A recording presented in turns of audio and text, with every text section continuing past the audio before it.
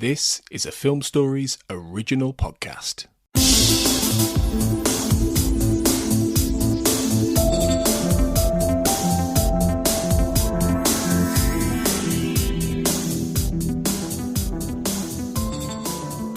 Hello everyone, welcome to the Xcast X-Files Podwatch, episode 65. Today we're covering SR-819 and Tithonus. I'm your host Carl Sweeney and Sarah Blair is with me. Hi Sarah. Hi. Yeah. Hi Carl, yeah, how I'm are good. you? I'm good, thanks. How are you?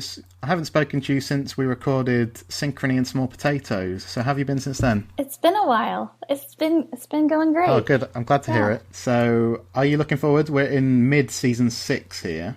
What do you think of season 6? You know, this is the one where there's a lot of comedy stuff, especially in the early part of the season. They've moved to Los Angeles, obviously, so the series looks a lot brighter and sunnier.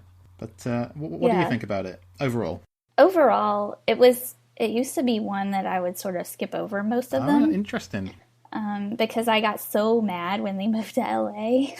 I got really resentful of that. So I was like, oh well, they're in LA. There aren't many episodes that I want to watch. But when I went back to do the rewatch for season 10, I saw them in a whole new light, and I sort of got over that in LA thing. And there were quite a few episodes that I really enjoy on this season. Yeah, there's lots of good stuff. I was expecting you to say the exact opposite, to be honest. So you've, I'm stunned. What was it about? You just thought that Vancouver was, it suited the X-Files perfectly. Is that what it was? Yeah.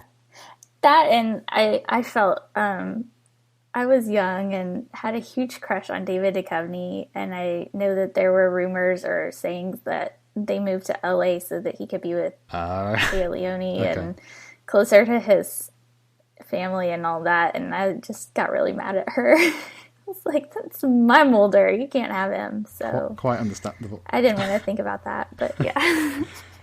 Right, well, that's an interesting teenage interesting theory. peek into the psyche of a teenage girl there. Thank you. You're welcome.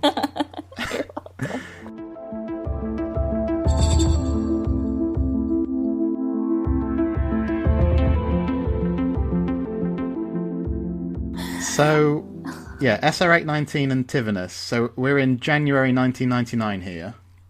So SR-819 is episode 9 of season 6. It was written by John Scheiben and directed by Daniel Sackheim. And this, of course, is the episode. It focuses mainly on Walter Skinner. He comes down with an illness. He gets told he's got 24 hours to live, and the episode sort of unfurls the mystery of what's going on there. So, generally speaking, Sarah, what do you think of this episode? I like it a lot because it has Skinner in it, and he's one of my favorites. I know you knew I was going to say that. I had a sneaking suspicion. Yeah. Yeah. So, as far as Skinner goes, it's good. But, I mean, there's other aspects about it that I like, too. Just the nanotechnology is really cool that he gets infected with. And I love that they constantly try to destroy Skinner and find ways to either frame him for murder or get him sick or blackmail him, because that just lets you know what a great character he is and that he's on Mulder and Scully's side, and they're constantly trying to thwart him, but he never really goes down. He stays strong. The Skin Man. Yeah, because there's a line in an earlier episode where he talks about how he's on the line that Mulder and Scully keep crossing, and he's kind of in the middle between them and the FBI and the Syndicate and everything. So it's always fun whenever he's on centre stage. Yeah, I like the nanotechnology stuff too. I was always a bit not upset. I wish they'd have done more with that. I know it comes back a few times, but I always thought they were setting something up really big with this Skinner under Krychek's thumb thing. But it never developed. It comes back here and there, but it doesn't figure as prominently as I thought it would. Right. But yeah, so Krychek is the guy, obviously, as I alluded to there. And you were telling me that Nicholas Lee's name was withheld until the final credits to maintain the surprise. Yeah, that's a pretty cool little bit of information I dug up, that he wasn't in the opening credits as a guest star. He left him off so that everybody could be surprised. Yeah, now I remember being surprised first time round, and now watching it back on Blu-ray with a bigger TV and everything, it's quite clearly Nicholas Lee wearing a big giant beard. But it did take me aback the first time, yeah. Yeah, and it's a shame that Krychek, as much as we got to see of him, I always wanted to see more, I think. Oh, yeah, for sure. There's a lot of characters in the X-Files I would have liked to see more of. Yeah, I suppose it's better to want more than to be sick of somebody. Speaking of recurring characters, this also has the character of Senator Matheson, who appears, first of all, in Little Green Men. And I believe this is his final appearance, too. Yeah. And, we hear a bit in the beginning of the series about Mulder's connections in Congress, and we see Senator Matheson a few times, but eventually that's not really developed either. Yeah, I wish they could have done more with him, especially in Redux and Redux 2 and Gethsemane and that, because I would have liked to have seen a lot more involvement being in Congress and all of that. Yeah, it would have been interesting, but sadly it wasn't to be. So what about Skinner then? Let's go back to Skinner. So obviously there's only a handful of episodes which are about him, first and foremost. This is one of them. Mitch Pileggi's always pretty reliable, isn't he? And he turns in a good performance. Oh, yeah, definitely. Yeah, and as always, I like seeing more of his personal life. Having him be in the boxing ring and seeing how he works out and stays in shape and that kind of thing is really interesting. And how sort of he just goes about his life because he's, like you said before, he's walking this fine line between Mulder and Scully and the Syndicate. And, like, what does he do in his spare time when he's not at the Bureau doing his day job, so to speak? I love finding out about that kind of stuff. Yeah, and because we never, before this episode, I don't think there's ever any allusion to him liking boxing or anything like that, but it does fit, I think, with what we know about him. It doesn't sort of it doesn't feel wrong.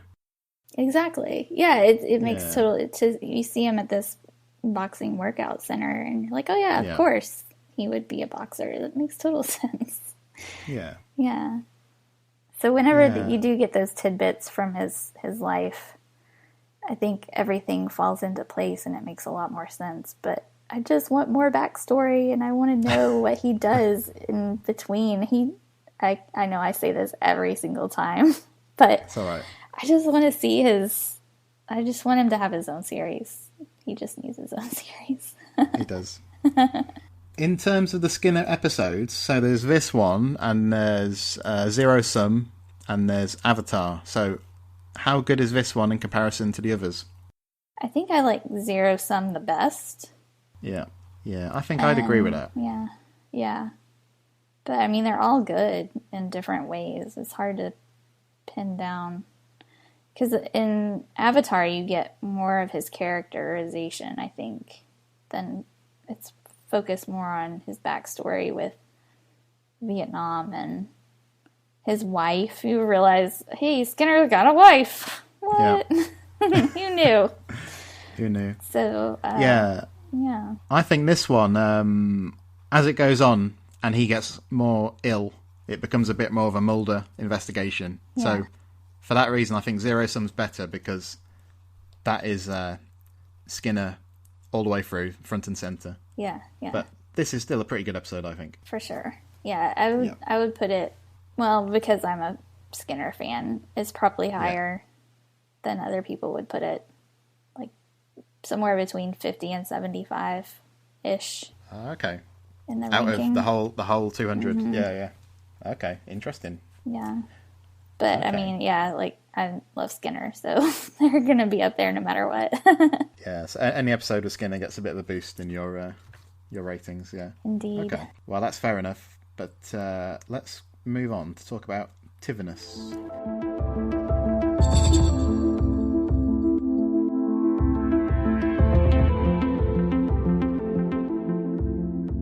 Tithonus is episode 10 of season 6. It was written by Vince Gilligan and directed by Michael Watkins. And this, Sarah, is the episode with the character of Alfred Fellig, who's the photographer who's trying to capture a moment of death in one of the people he takes photos of. And he's played by the actor Jeffrey Lewis. So what do you think of Fellig, and what do you think of the episode as a whole? I think on a whole, it's really creepy. I love the creepy, dark aspect of it. It's a really heavy episode dealing with death, and I know because Scully had her brush with death and cancer and being abducted, and she's been through the ringer, and I think that there's a lot of internal stuff going on with her that whether we necessarily get to see it on screen, you sort of understand why this could be a fascinating subject for her. Yeah, this is still at the point where the X-Files are closed down after the events of... No, sorry, that's not right. They're not closed down, but Spender and Fowley are assigned to the X-Files, and Mulder and Scully are reassigned. So Scully's actually paired up with an agent called Peyton Ritter in this episode, and Mulder's left jealously, at the end of the phone talking about the case. So there's some nice stuff there in this episode. Mulder does turn up at the end. So what did you think about, Scully's paired up with this younger agent who's quite energetic, and what did you think about that contrast? It's an interesting dynamic, isn't it? Yeah, to see, because you're so used to her being with Mulder and having them bounce off of each other. It's not necessarily off-putting, but just sort of, it's strange. Yeah, and it's quite a long time into season 6 that, they're having to come up with these reasons for the agents to be investigating X-Files, even though they're not officially assigned anymore. Yeah, it's tricky. But it won't be long after this point that they're back on the case, back in the basement. Yeah. Yeah, so Felig, we find out that he's, I can't remember exactly how old, but he's, he's kind of ageless. Since he's cheated death, he's stayed the same age in appearance, even though he's hundreds of years old. And the actor, Jeffrey Lewis, he's great. I think he embodies this, you really feel the sense of misery that he feels at being forced to live out his days when he doesn't want to. Right. And isn't it an interesting sort of, I guess, I don't know, philosophical question of... It is really, actually, isn't it? Yeah, because, I mean, you would assume that if somebody said to you can live forever, you'd assume you'd feel quite positive about that, but he absolutely doesn't. Yeah. It's more of a curse to him than a blessing. Because, I mean, and as... Not to bring this around to my book again, but it's a subject that is close in my mind because I think about it a lot. Because my characters are not necessarily immortal, but they've been alive for a really long time. So I contemplate that subject a lot when I'm trying to write my characters. Because they think about it a lot. Yeah, well, in this episode, he talks about, I think he says something like, everybody he knew... all his friends died, and the woman he loved died, and so long has passed that he can't remember her name, I think he says. Yeah. Yeah, he does convey that sense of why it would be so miserable. Yeah, and especially, how do you make friends, and how do you fall in love again, knowing that you're going to outlive that person, and you're going to be the one that has to say goodbye again? It's a tough position to be in. I can understand why he would be miserable. Because Scully says to him, there's so much to see and so much to do, but he really doesn't accept that at all. Right. Yeah. And in terms of the this episode is notable for people, the fan theory that Scully is immortal. This episode ties into that because in the earlier episode, Clyde Bruckman's Final Repose, Scully said to Clyde Bruckman, "How do I die?" And he says, "You don't." And the theory here is what, Sarah? That Scully, by cheating death, and Felig does die at the end of the episode, the theory, I think, is that she now is immortal, and she can't die. So, and then they pick up... Did you mention season 10? Not yet, no, that's right. So, in season 10, with Mulder and Scully and the Weremonster. Yeah, no, Scully says, "Don't forget, Mulder, I'm immortal," or something like that. But I've heard Darren Morgan. He didn't write this episode. Vince Gilligan did, but he wrote Clyde Bruckman, and he's talked in the past about he'd go to conventions and things, and people would ask him about the Scully being immortal thing, and he that wasn't the intention at all originally. I think Vince Gilligan liked to... whether this was a direct nod to it, I'm not sure, but I've heard lots of fans bring it up over the years. Well, it's an interesting concept. And isn't it curious how, I guess, where you cheat death, that you just don't look? And it is, I mean, I guess that he told her to do that so that he could die, right? Because he wanted to die. Yes, that's right. Yeah. So that's interesting. It is, yeah. I think it's a really interesting episode overall. Mm-hmm. How highly do you rate this then? I know Vince Gilligan wrote a lot of good episodes. How good an episode is it in comparison to his others? Well, I think it's up there. Yeah. I really, being someone who, personally, I like the dark stuff. So I think it's definitely top-ish out of all of his episodes. I think I like Drive for the aspect of the suspense and the characterization, but as far as, I would probably put it above Drive just because of the subject matter. Okay. But and then Bad Blood obviously is number one. Yeah, a lot of people think that's number one, for the whole series, don't they? Yeah. It's hard to argue with. It's so good. Yeah, definitely I'm not sure. Better than Vince Gilligan did Roadrunners, right? He did, yeah. And that's way down on the list. I think Roadrunners is better than this. I must say. You do, but I do. But I think this is a good episode too. Mm-hmm. Does this one meet the rewatch test then? So if you're rewatching a bunch of episodes and you come to Tithonus, do you skip this one or do you watch it? I would watch it, definitely. You'd watch it? Yeah, now I would. Before, I wouldn't have. Oh, okay. So it's one that's grown on you a little bit. Yeah. And the rewatching every single episode really sort of opened my eyes to a lot that I hadn't liked before, but now I do for various different reasons. Either because I'm watching it as a writer now instead of just as a fan, and technically it's a good episode on that front, or just the suspense or how they craft the episode. And from a critical point of view, I see them a lot differently. So I think it's kind of good to maybe go through every now and then and do a watch of every single episode, because you never know, you might be surprised. Yeah, that's definitely my experience too. There's always stuff that rises in my estimation. Yeah, I think every few years when you do a rewatch, there's always something that's going to catch you out a little bit. Mm-hmm.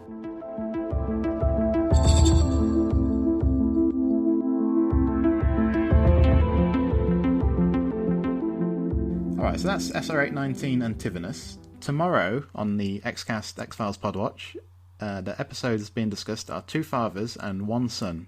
In the meantime, if you want to find us on Twitter, go to @the_X_cast. And if you want to find us on Facebook, we've got a Facebook page and also a Facebook group. So to find the group, it's the X-Files Basement, the Xcast Podcast fan group. So I think if you type in X-Files Basement, you'll find us. So my thanks to you again, Sarah. But until next time, listeners, trust no one.